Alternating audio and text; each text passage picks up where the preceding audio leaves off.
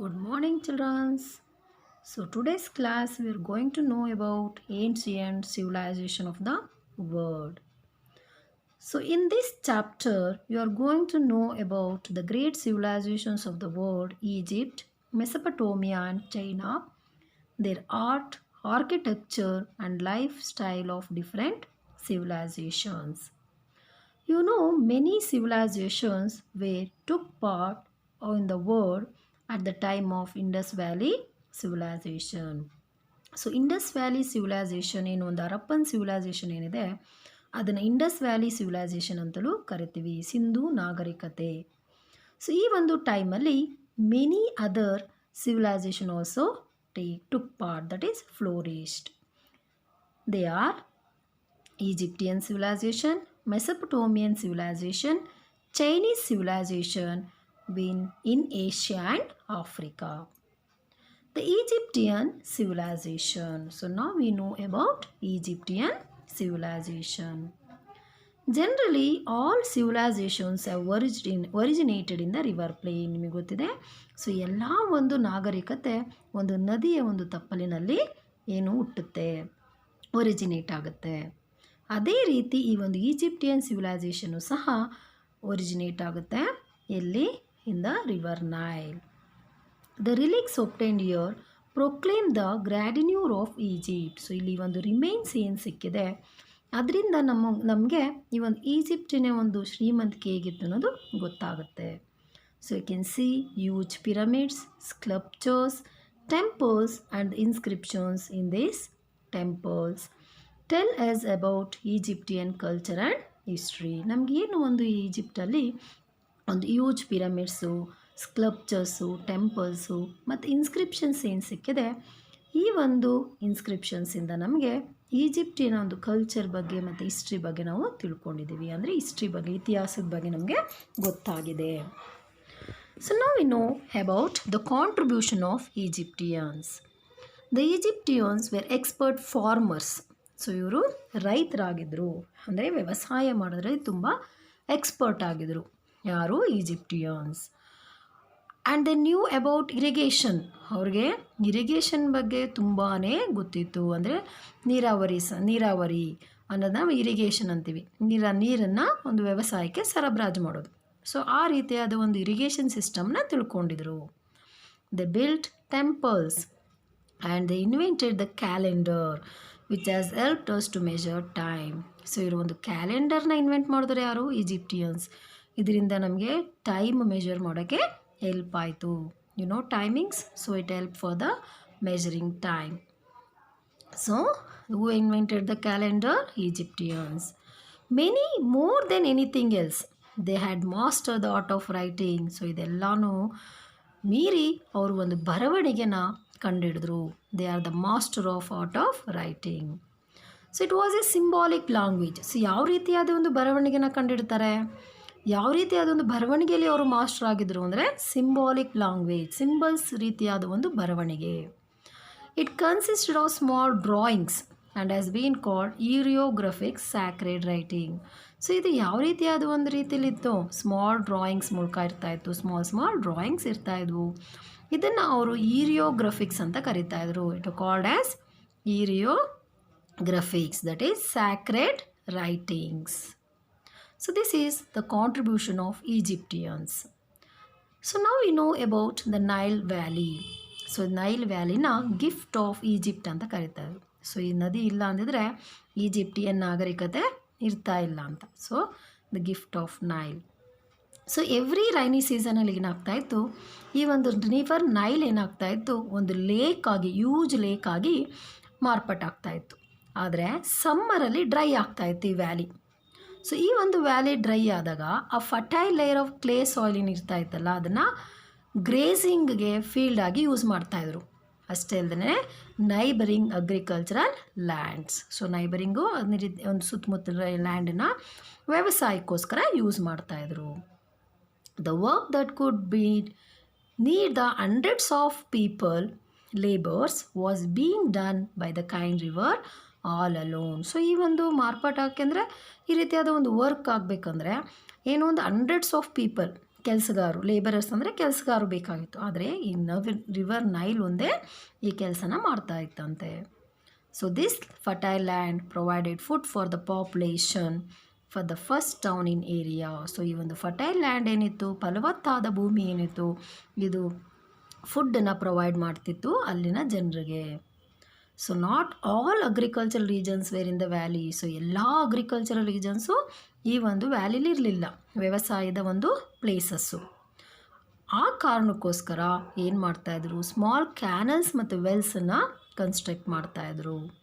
So ಇದರಿಂದ ಈ ಒಂದು development of a complex system of irrigation ಏನು ಒಂದು ವ್ಯವಸ್ಥೆ ಆಗೋದಕ್ಕೆ ಕಾರಣ ಆಯಿತು. So throughout the land ಅಂದರೆ irrigation throughout the land ಒಂದು ವ್ಯವಸ್ಥೆ ಆಗೋಕ್ಕೆ ಕಾರಣ ಆಯಿತು.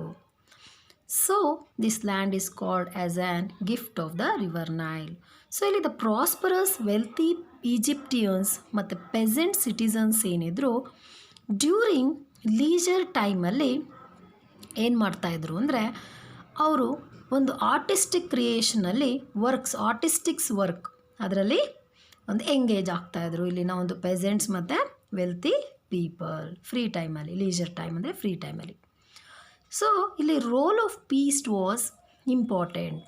Y means they want to interpret nature and explain it. So ಅವ್ರು ನೇಚರ್ ಬಗ್ಗೆ ಎಕ್ಸ್ಪ್ಲೈನ್ ಮಾಡಬೇಕಾಗಿತ್ತು. The priest were scholars. So ಇವರು ಜ್ಞಾನಿಗಳು ಸಹ ಆಗಿದ್ರು, ಸ್ಕಾಲರ್ಸ್ ಆಗಿದ್ರು. And they have an responsibility of protecting written documents. So ಈ ರಿಟರ್ನ್ ಡಾಕ್ಯುಮೆಂಟ್ಸ್ ಏನಿತ್ತು ಅದನ್ನು ಕಾಪಾಡ್ಕೊಳೋದು ಇವರ ಒಂದು ರೆಸ್ಪಾನ್ಸಿಬಿಲಿಟಿ ಆಗಿತ್ತು. They believed in life after death. So ಅವರು ಜೀವ ಒಂದು ಸತ್ತ ಮೇಲೂ ಸಹ ಒಂದು ಲೈಫ್ ಇರುತ್ತೆ ಅನ್ನೋದನ್ನು ನಂಬಿದ್ರು Egyptians, life after death.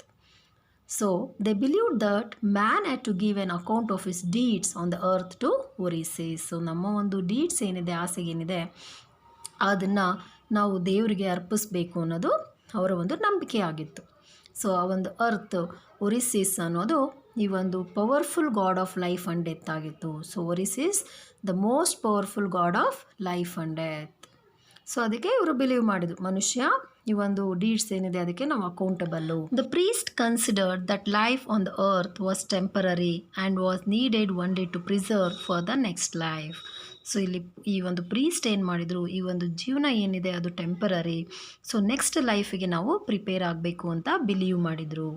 Dus the whole Nile valley was reserved for the death. So ಈ ಕಾರಣಕ್ಕೋಸ್ಕರ ಏನು ಒಂದು ಓಲ್ ರಿವರ್ ವ್ಯಾಲಿ ಇತ್ತು ಅದನ್ನು ಡೆಡ್ಗೋಸ್ಕರ ರಿಸರ್ವ್ ಮಾಡಿದರು. The dead body could be smeared with the various chemicals and wrapped in a thin cloth. So ಈ ಒಂದು ಡೆಡ್ ಬಾಡೀಸ್ನ ಏನು ಮಾಡ್ತಾಯಿದ್ರು, ಸಮ್ ಕೆಮಿಕಲ್ಸ್ನ ಹಾಕಿ ಅದಕ್ಕೆ ಸ್ಮಿಯರ್ ಮಾಡ್ತಾಯಿದ್ರು ಮತ್ತು ಸುತ್ತಾಯಿದ್ರು, ಒಂದು ಥಿನ್ ಕ್ಲೋತಲ್ಲಿ ಅದನ್ನು ರ್ಯಾಪ್ ಮಾಡ್ತಾಯಿದ್ರು. ನೀವು ನೋಡಿದರೆ dead bodies, ಮಮ್ಮೀಸು.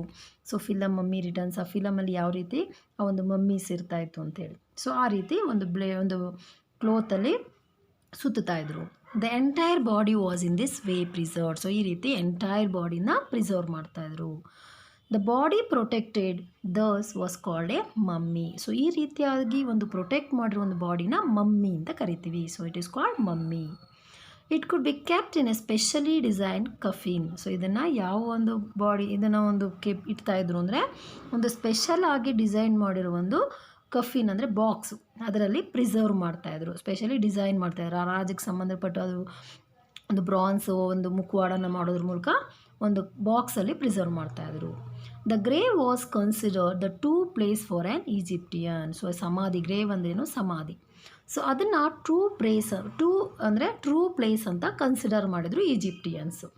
Hence, all around the dead body, items needed for daily use and small dolls of a cook and barber could be kept to fulfill all future needs. So ಈ ಕಾರಣಕ್ಕೋಸ್ಕರ ಏನು ಮಾಡ್ತಾಯಿದ್ರು, ಅವ್ರು ಏನು ಐಟಮ್ಸ್ನ use ಮಾಡ್ತಾಯಿದ್ರು, daily ಯೂಸ್ಗೆ ಏನು items ಬೇಕಾಗಿತ್ತು, ಮತ್ತು ಸ್ಮಾಲ್ ಡಾಲ್ಸು, ಕುಕ್ ಮತ್ತು ಬಾರ್ಬರ್ನ ಸ್ಮಾಲ್ ಡಾಲ್ಸನ್ನು ತಯಾರಿಸಿ ಏನು ಮಾಡ್ತಾಯಿದ್ರು, ಆ ಒಂದು ಡೆಡ್ ಬಾಡಿ ಸುತ್ತಲೂ ಇಡ್ತಾಯಿದ್ರು. ಈ ರೀತಿ ಪ್ರಿಸರ್ವ್ ಮಾಡ್ತಾಯಿದ್ರು dead ಬಾಡೀಸ್ನ. In the beginning, graves were created by carving into the rocks in the hills. So ಬಿಗಿನಿಂಗಲ್ಲಿ ಈ ಒಂದು ಸಮಾಧಿನ ಕಾರ್ವಿಂಗ್ ಮಾಡೋದ್ರ ಮೂಲಕ ರಾಕ್ಸ್ ಮತ್ತು ಹಿಲ್ಸಲ್ಲಿ ಗ್ರೇವ್ಸ್ನ ಕ್ರಿಯೇಟ್ ಮಾಡ್ತಾಯಿದ್ರು.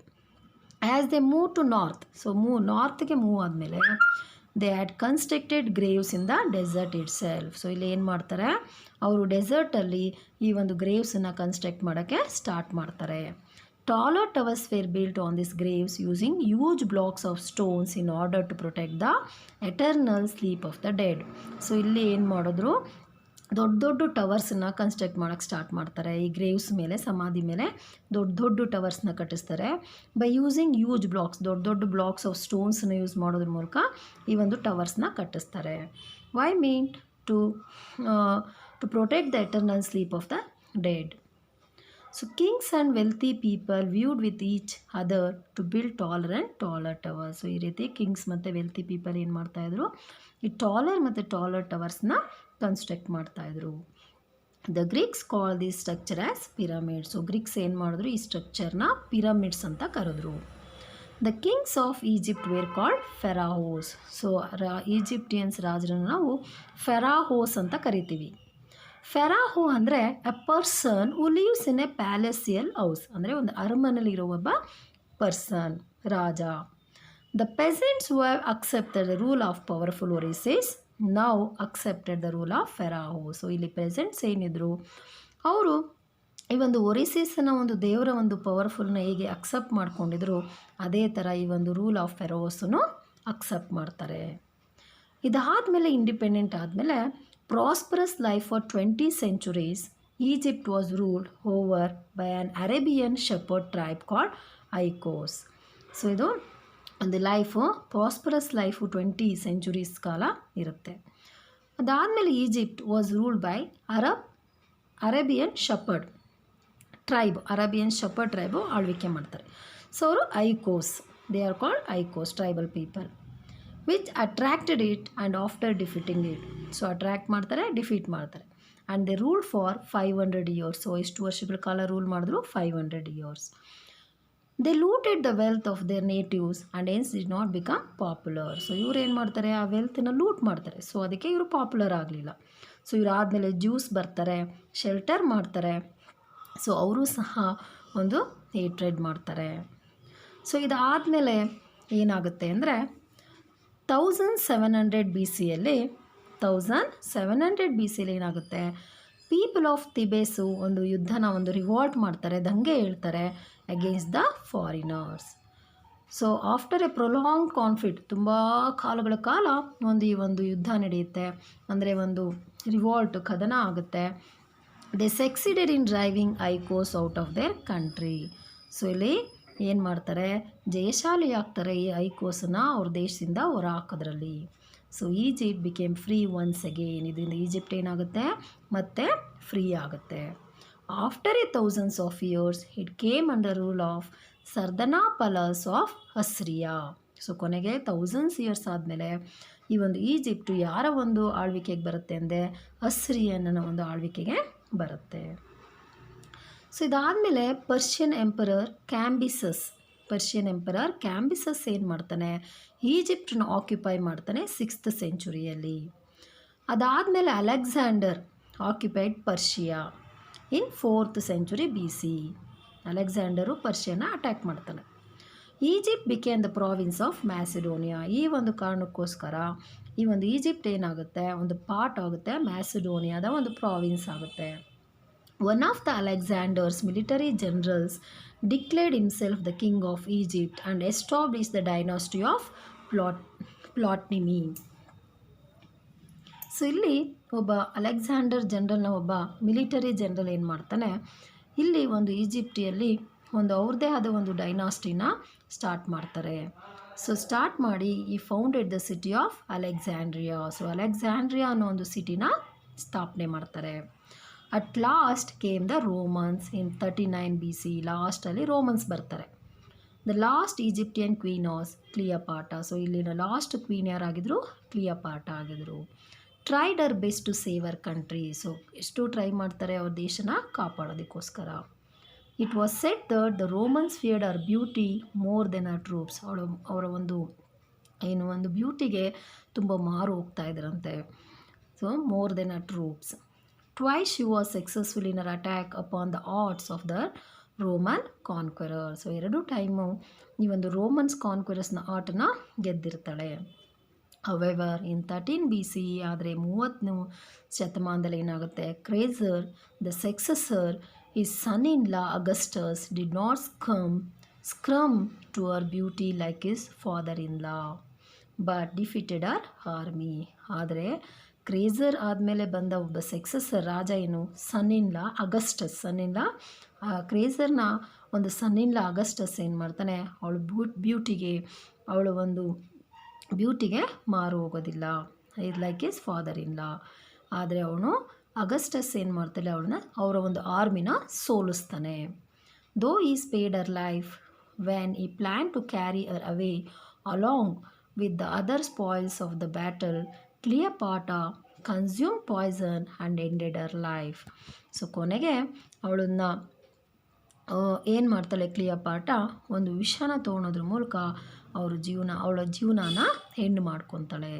ಸೊ ಇದಾದಮೇಲೆ ಈಜಿಪ್ಟು ಒಂದು ರೋಮ್ ಪ್ರಾವಿನ್ಸ್ ಆಗಿ ಹೋಗುತ್ತೆ, ಅಂದರೆ Egypt became a province of Rome. So she is Cleopatra the last queen of Egypt. So is Assyrian. So this is how Egypt became the part of Rome. So I think you understood about the Egyptian civilization. Thank you, children.